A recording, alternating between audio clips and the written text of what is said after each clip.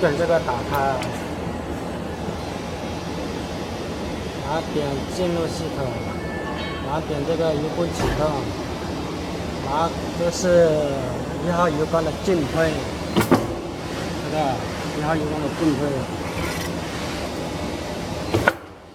这是2号缸、3号缸、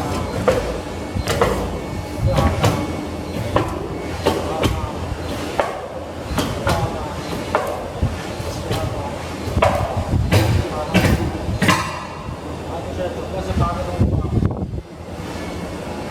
这边是送料，点动送料，这是退料，这是送料，这是送料，这是退料。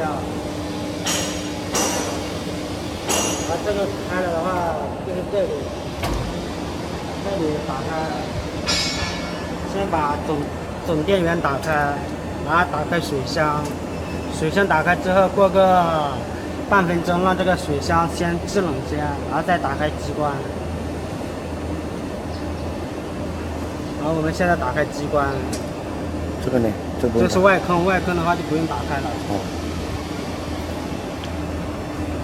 然后这里就是调这个焊接的这个，就比如说焊接的那个工艺小的话，我们就点工艺，然后再点这个400，我们要大一点的话就点个410，然后点 OK， 然后点这个导入，多点2下，然后再返回，然后就可以了。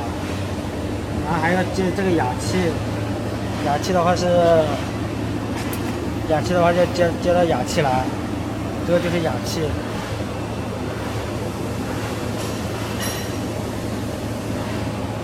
然后我们把这个打开先，把这个氩气打开。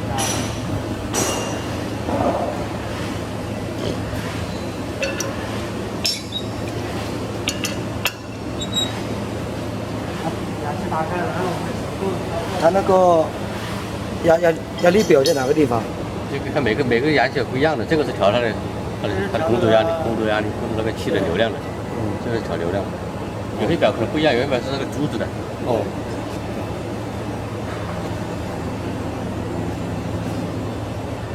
好，我们现在电都可以手动都试过了，然后我们就可以手动先操作一个，先点1号缸进，然后2号缸进，然后1号缸推，然后4号缸进，5号缸进，6号缸进，7号缸进，1号缸进，然后按接。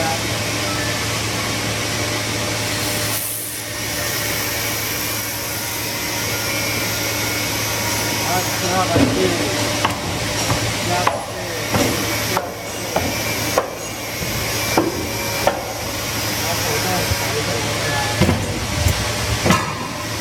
有没有复位？然后再复位，然后你到复位过2-3秒钟，然后再拧到自动，然后现在就是自动了。